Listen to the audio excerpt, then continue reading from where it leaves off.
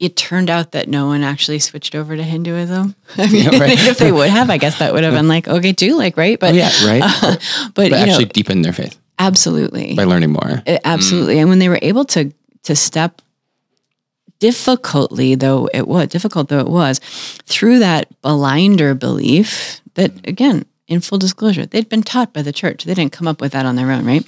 Right. When they were able to kind of like, take it a step in faith, know they're not alone, know that's going to, we're all going to come out the other end. Amazing, the blessing. And not just in that, but in the relationship that they formed with the Hindu people at the temple.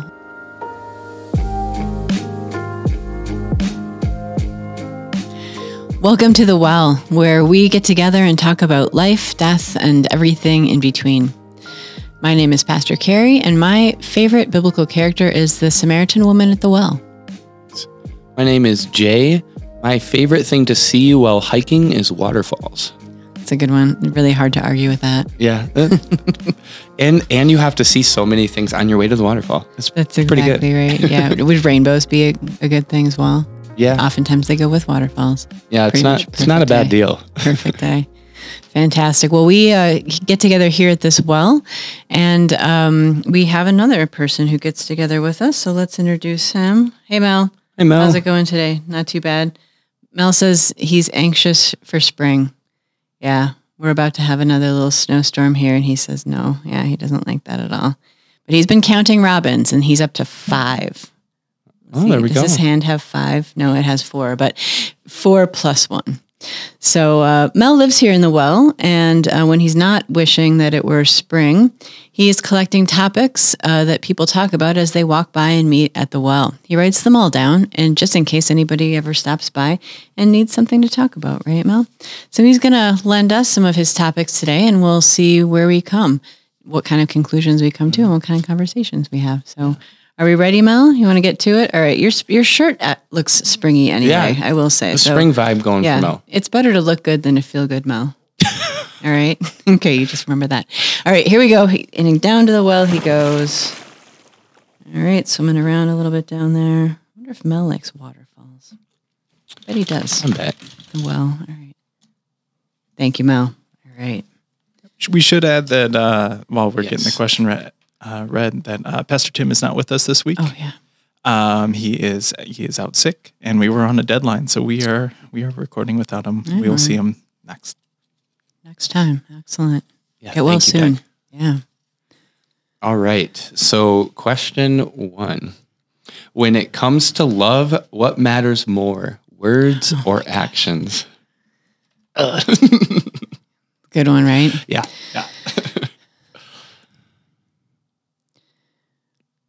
I know. I hate to take a big pause here. I think we could probably, and I'll try to make maybe an argument for both, because I feel like I'm tempted to say actions, right? Words can be cheap, and words are easily said, and easily, promises are easy to make with words, and actions to back those up can be a little bit more difficult. So sometimes we tend to fall down when it comes to the deed part of love. And that is true. And actions are super important, because that is how we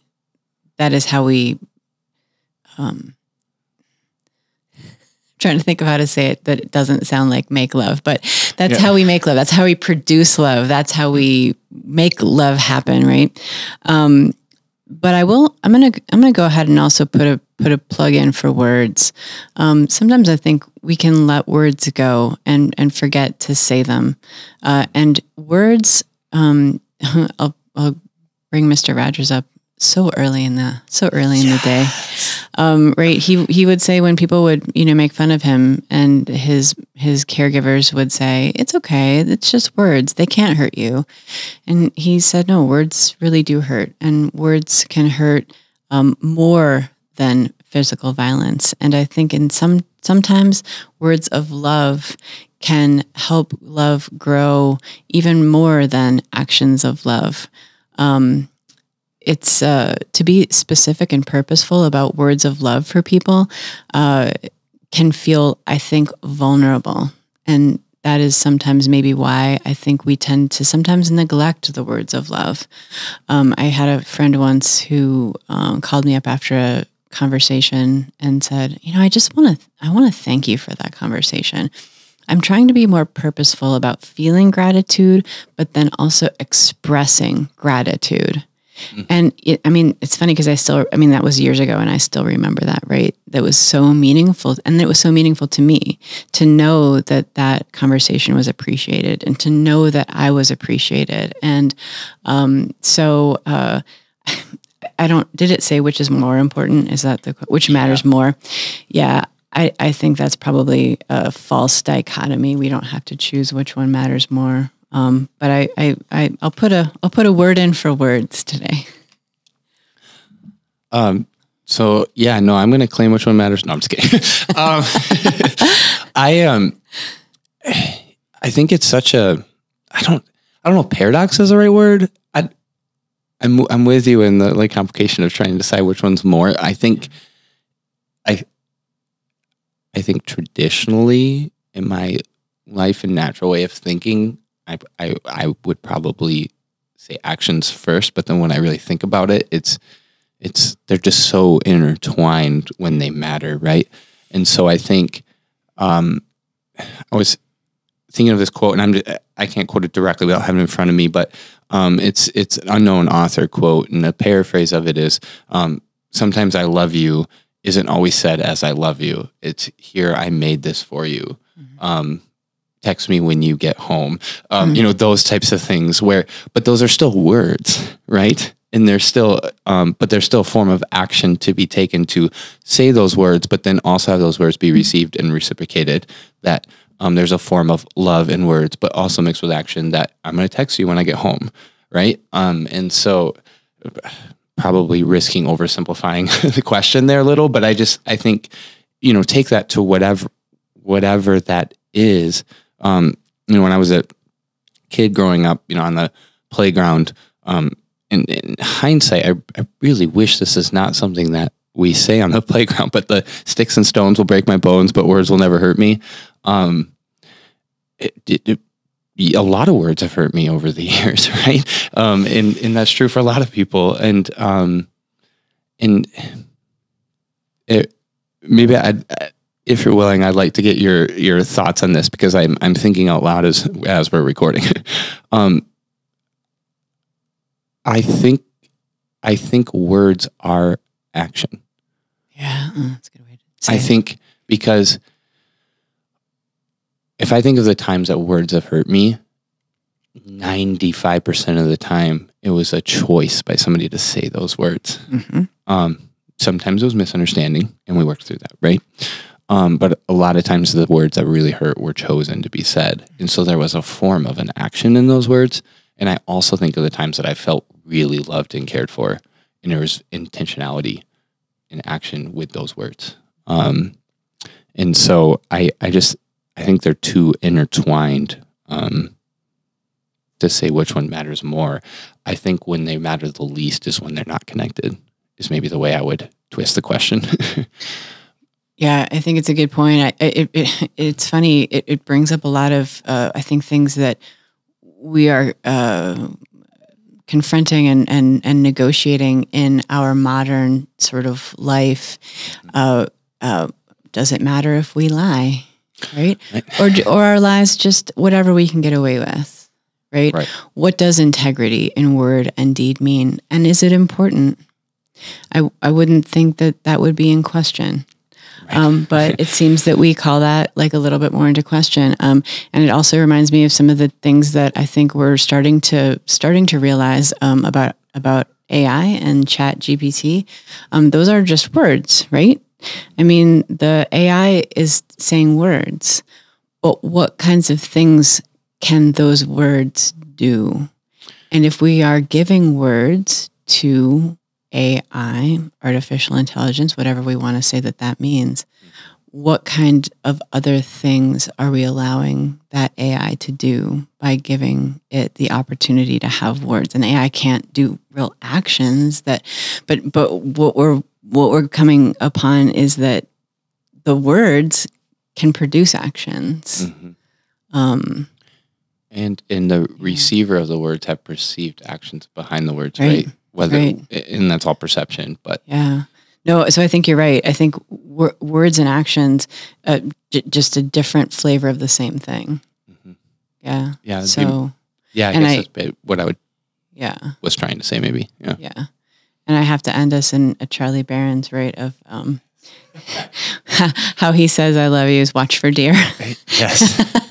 So true. Tell your folks to say hi and watch for deer. And watch for deer. Yes. Fabulous. All right. Good. Fabulous way to start today. Woo. Excellent. Good job, Mel. All right. Here we go. And let's try another one.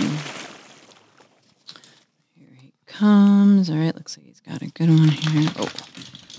Oh, good. I got stuck in to hang on to that one. Yeah, I know. Jeez. All right. Let's see what we've got. I'd say that came from the same page. Oh, yeah. Look at that. It's weird. Okay. There is greater comfort in the substance of silence than in the answer to a question. That was said by Thomas Merton. There is greater comfort in the substance of silence than in the answer to a question. Crazy back to back. I know. Questions. Yeah. Mel.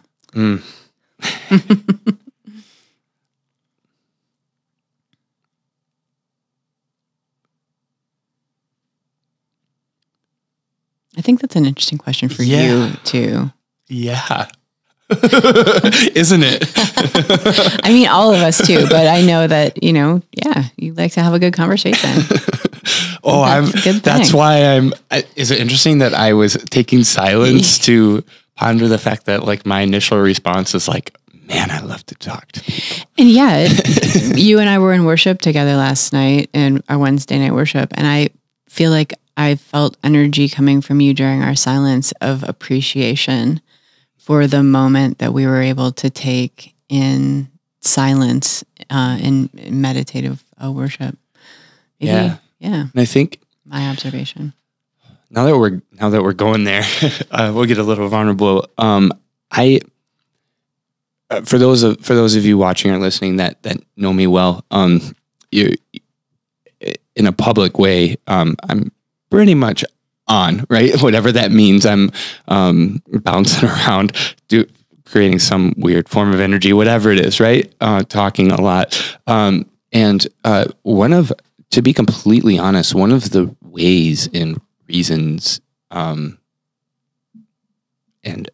boundaries, whatever you want to call it, that of why I can be honest in my full self in those moments is because of the silence that, like last night, you experienced that alongside me leading worship, and like I appreciate you mentioning like you felt that energy of appreciation, like that means a lot. Typically that's kind of like a thing that like really only I experience, or but that silence is something that's actually super important and like helps make me. And so to the question itself about this, the substance of silence, more comfort than the answer to a question. Yeah. I love the idea of being reminded that, especially in religion, that to wonder and to doubt is part of faith. Yeah.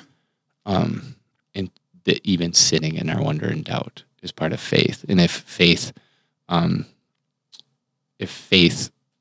said in a sermon recently that a way to define faith is trust. If faith is trust, that we can trust that God may know the answer even if we don't. And maybe that's a sense of sitting in that wonder and doubt is sitting in that silence.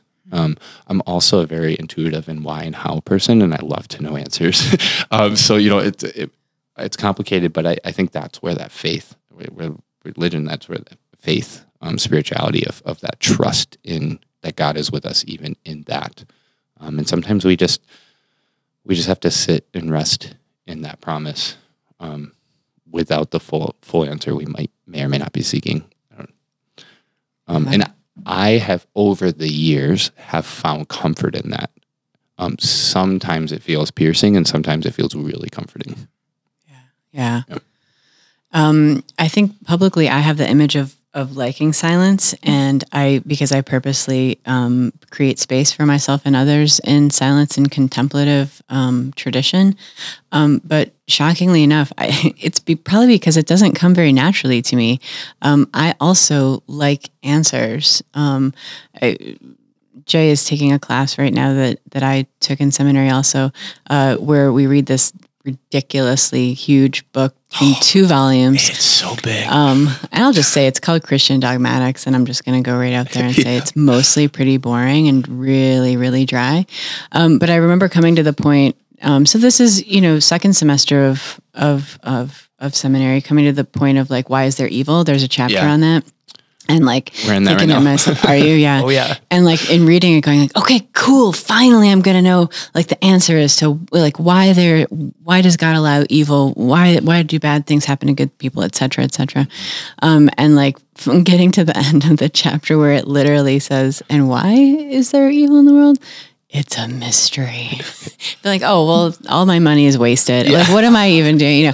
So that's how passionately like I want answers. I went to seminary to get answers as to like why there's evil in the world, right?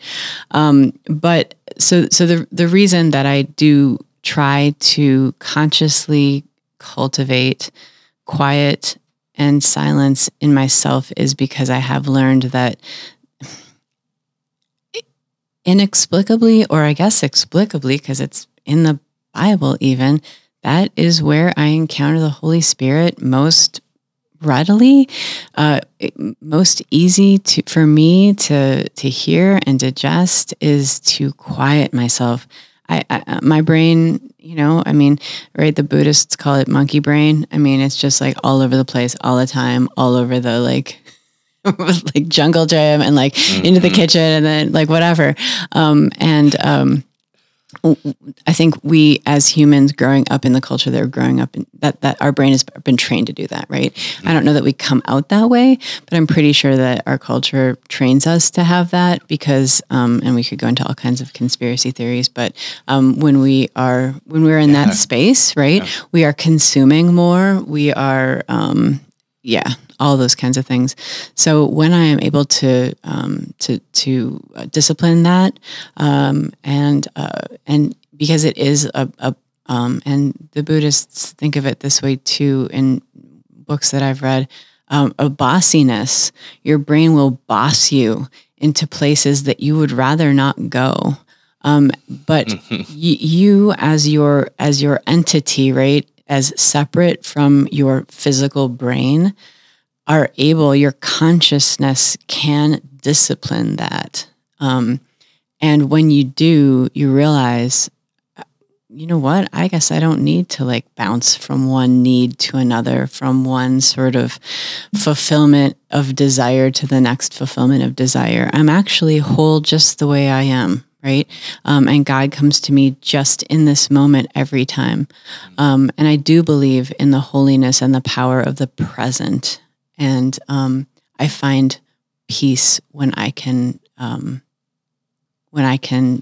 seat myself in the present moment, and that's the way I do it. So I want answers more, but I think I find more answers in the silence.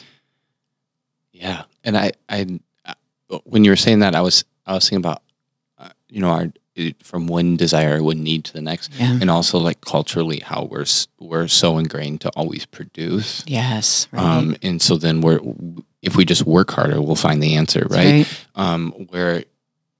Maybe that's what Thomas Merton was up to. Yeah, we find the silence in the answers, or the answer in the silence, but not because the silence allows us to not feel the need to like produce, like we get the answers or we fail, right? Yeah, exactly. We don't get them, we find them, or I don't know how to word that. It helps us discipline that desire. Yeah. Of like, what do we really need? What are we really looking for? Yeah. Right? What's really going to fulfill that desire? Yeah. Beginning of the episode, I said one of my favorite things to hike to is waterfalls. And one of the things with that is even if I'm hiking alone, sometimes I'll put music in. I use music to help my brain. Unfortunately, sometimes I use it to help my brain not go to places I want it to go to or don't want it to go to, right? Sure. But then other times I I always stop at waterfalls, and no matter what I'm doing, either stop talking to the person I'm with or take the music out. Yeah. And that's a really spirit-filled moment for that. It's not completely silent because there's water falling, but Right. that idea though. Totally. Yeah. Yeah. Good question. Oh, all right. Boy, Mel, what could he possibly have in store for us? Oh yeah, next? no, it's going to go some direction now. You think so, Mel? Yeah, you think so. All right, here we go. And we're down one more time. All right, swimming around a little bit. Here it comes. Okay. Thank you, Mel. Thanks, Mel. Some beliefs are like blinders, shutting off the power to choose one's own direction. Other beliefs are like gateways, opening wide vistas for exploration. Nameless quote. Some beliefs are like blinders, shutting off the power to choose one's own direction. Other beliefs are like gateways, opening wide vistas for exploration. Oh, that's pretty cool. That's a really good one. Where does Mel come up with these sometimes? Absolutely. Yeah, this is really interesting. I agree. Yeah, I was gonna say my short answer is yes. I wholeheartedly agree. Yeah, exactly. Yeah. I wonder if the beliefs that are like blinders are the beliefs that we have in an effort to keep ourselves safe, right? And the beliefs that we have that are like gateways are beliefs that we use to help us trust. Please. Challenging the idea of safety. I think we're on the same, because we have a lot of conversations around this. So I think we're on the same page, but just like keeping ourselves safe in the sense of like our comfort at times, Yeah. right? Because I think like as some part we hold beliefs for like sense of like certain forms of like needed safety. Sure. I'm just saying explicitly for the you're right. podcast, but like Yeah. in this sense, you're talking about the kind of a different form of Right. like a self-preservation Sure. type of safety, right? Or Yeah, like a perception of safety, which is actually just a denial of a hesitancy to learn new things or experience different perspectives, that kind of thing. Right. Yeah. Totally yeah, agree. Yeah, that's what I meant when I meant safe. Yeah, Yeah. good point. that I like I said, because we have enough conversations not on the podcast, so I thought that's where you're going, but Right. I totally Right. agree. Yeah, I think that's a really good point. I think I was just gonna be like pretty wide open here on this one, but when I was invited to a really, really important faith-based, honest, Jesus-centered, Holy-centered, the Trinity was there, centered conversation around loving all and being open and affirming, and including the LGBTQ community and beyond, when I was invited to that conversation, that's why I was clarifying safety, because Right. I grew up with a certain set of beliefs that were set up to keep a form of safety that I learned later was actually not. It didn't give me safe or unsafe, right? Mm-hmm. And then the beliefs, what I learned, what someone so patiently helped me learn, and dig into Scripture and learn about God's vastness of love, opened up those gateways to learn so much more I never would have if I would have closed people off based on a different set of beliefs, right? And so, I think that to me, when I read that, I was like, oh, this is part of my faith journey.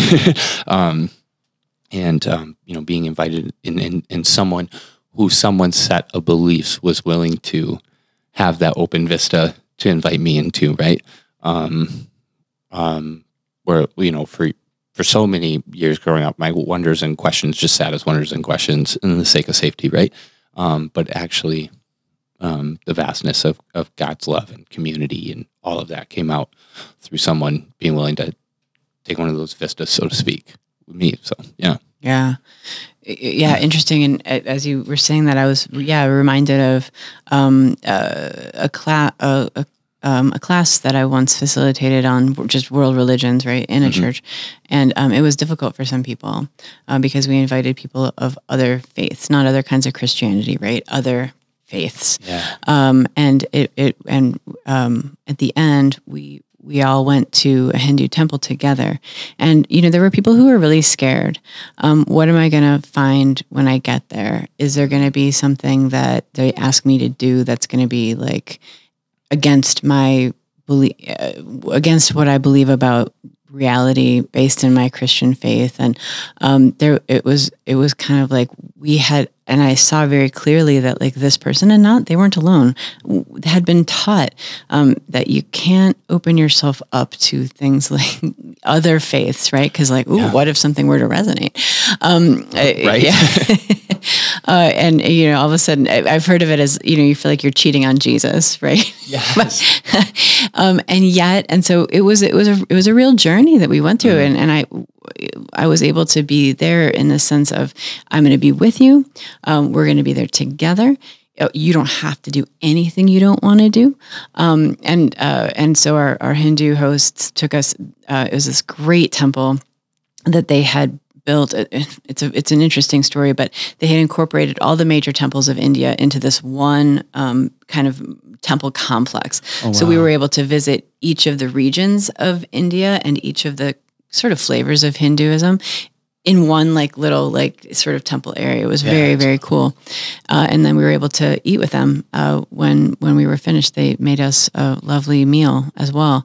And when we were finished, it was so funny, the going in kind of, oh, and then the coming out of oh my gosh. And did you see this thing? And when you heard about the way they sacrificed to this God, didn't this remind you of this part of Christianity or this part of the Jewish faith that people practice? And people were just finding all kinds of parallels. And it turned out that no one actually switched over to Hinduism. I mean, if they would have, I guess that would have been okay too, right? But but actually deepen their faith. Absolutely. By learning more. Absolutely. And when they were able to step difficult though it was, through that blinder belief that, again, in full disclosure, they'd been taught by the church. They didn't come up with that on their own, right?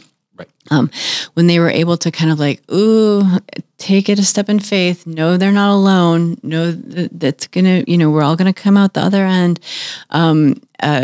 Amazing, the blessing.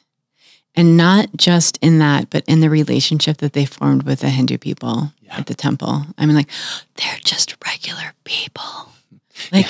They are. And they have children and they live lives and they have jobs. And, it was a really beautiful thing to see. The literal blinders coming off, right? Truly. Yeah. Truly. Mm-hmm. So, yeah. Excellent. All the ways we can experience that. So that's a really good story. I mean, and I feel like when we hear the words of Jesus is always calling us to that. Yeah. Right. Mm-hmm. And again, I bring up probably the Samaritan woman at the well again. Full disclosure, I'm preaching on it this weekend, so maybe it's right in front and center in my mind. But Jesus says there's a time that's coming when you're not going to worry about where you worship. Is it Jerusalem? Is it on the mountain? Don't worry about it. In fact, that time is here right now to worship in spirit and in truth, for the Father seeks such as these to worship him, even if we don't want to use those male pronouns for God. But Jesus does there, and he just takes that consciousness up a step, right? Yeah. So very good. Okay, great stuff. You know what that makes me think of? Taco dip. I mean, obviously. Obviously. So this is the section in the pod where we pick out a recipe from one of our church cookbooks, of which we have a collection of many. I did the recipe today, and this is from the 1976 St. Luke's it was the AL, American Lutheran Church Women at the time in 1976. So Here it is. And I will say that I did make a couple of, I feel like, artistic choices because, let's face it, in 1976, we didn't have access to some of the things that we have access to now. This recipe invited me to cook my taco meat in ketchup. I made the choice not to do that. Thank you. The whole room goes, thank you. But I have affinity for taco dip because at one of the places I worked, I was the head of the fun committee at this place. And every like quarter or something, it was taco dip day, and everybody brought a different ingredient. So who knows what people were going to bring, right? And then you all just just put it together in a big casserole dish and it was in the break room all day, and people just ate taco dip. It was a way to bring peace sometimes in a not so peaceful world. So here's my take on taco dip. I think more places need fun committees. Yeah, can we get working on that? And one note. This is a totally cold one, which was the way our one was at work too, because you couldn't bake it. You would have the choice to bake this if you wanted to, but I think it's a different thing. Cold is a thing. It's almost two different dips. Mm-hmm, I think so too.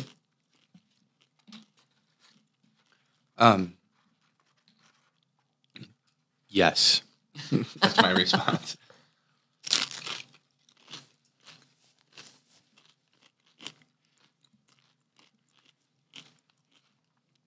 It's funny because one of the specific things that's in this taco dip, and it was called for in the recipe, and always existed in our break room taco dip, was black olives, which isn't that weird? It is. We don't put black olives on tacos, do we? Is there? I'm very Midwestern. My family did growing up. On tacos. Like if you made tacos at night, you would put olives. Oh, Every single time. Delicious. So why not, right? It makes sense. As we're eating it. Ground hamburger, cheese, sour cream, black olives, tomatoes, lettuce. Done. That was a taco? Yeah, at home. Yeah. Yeah.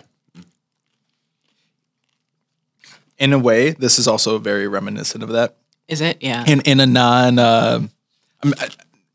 I don't want you to take any offense here, but in the best way possible, something about this reminds me of Taco Bell. Okay. But the good parts of it. The good parts of it, right? There are good parts to Taco Bell. I feel like I need to say that publicly. Please sponsor the podcast, Taco Bell. It's true. There are good parts of Taco Bell. It's I would wholeheartedly drink a Baja Blast while recording this if Taco Bell needs that product placement. Now that we digress, though, 4.5. It's up there for me. I would eat a ton of this. Yeah, I agree. I think it totally takes me right back to that break room and how much fun that was. And even though it's kind of weird when I think about it to eat cold taco meat, there's something about this that for me just kind of works. Yeah, agreed. So 4.5 for me as well. I would put cilantro on it, but I thought that would really not be in keeping with the recipe since in 1976 cilantro really wasn't a thing in this. And it's a polarizing. I personally love cilantro, but your feelings of cilantro are good. Okay, yeah, me too. I can't break with the rest of the group. I'll go 4.5 too. Although you want to? No, I'm just kidding. Although I feel like taco dip always lives at 4 or above. It's kind of hard to. I mean, you got to make some pretty bad taco dip for. Okay, so I have experienced taco dip with green peppers in it. Unsubscribe. Unsubscribe. Yeah, no.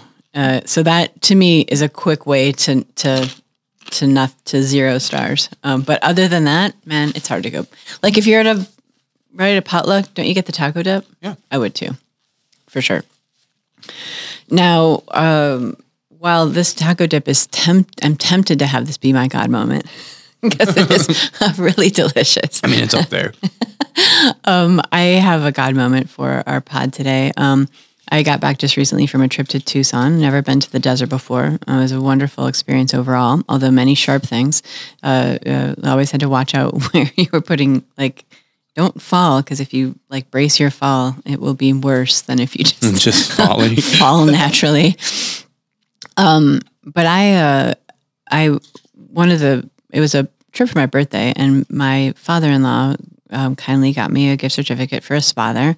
And so I did a aromatherapy massage. I realized as I was doing it that like it had been a really long time since I gotten a massage, like many, many years, like which is too many. I am a naturally tense person. So that always actually like it's amazing. You're like, wow, that helped. You think? Yeah. Weird. Yeah. Huh. What do you know?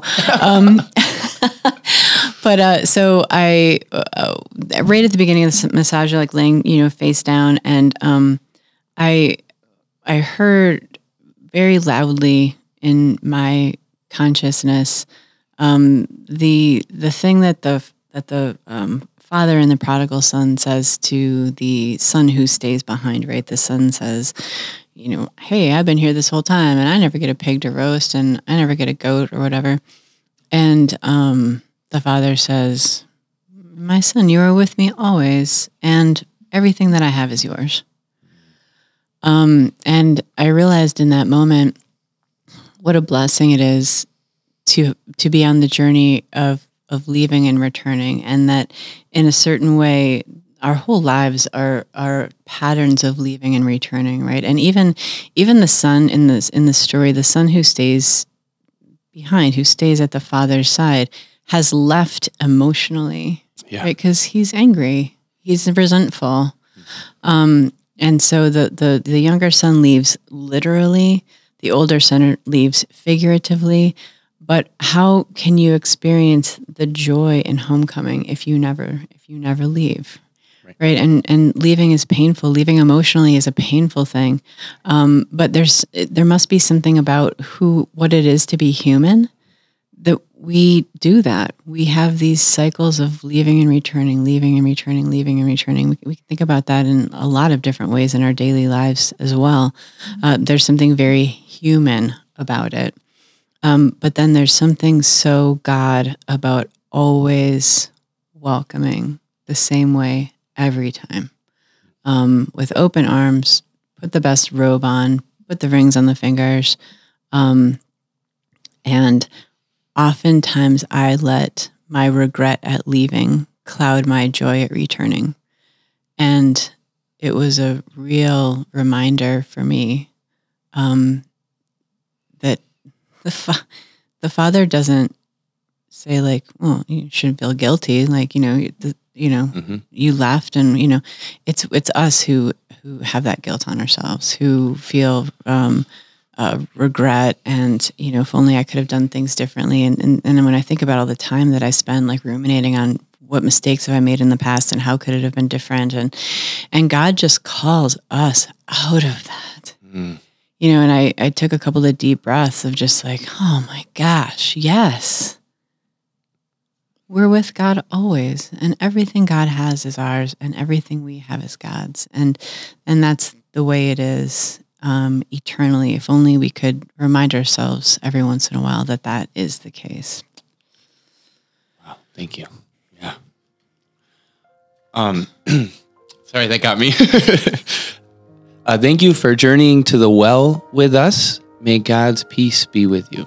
We're finishing this taco dip now. Yeah, we are.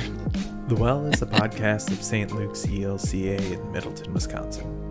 You can follow for new episodes airing every other Thursday on St. Luke's website, YouTube, or wherever you get your podcasts. If you would like to drop a question in The Well, you can dive over to stlukes-elca.org/thewell and submit your questions there. The Well is sponsored by the St. Luke's Foundation. The foundation is dedicated to leaving a legacy for future generations. You can learn more by heading to stlukes-elca.org/foundation. The Well is edited by Jimmy Patton and produced by Doug Castle. Thanks for listening. We'll meet you next time here at The Well.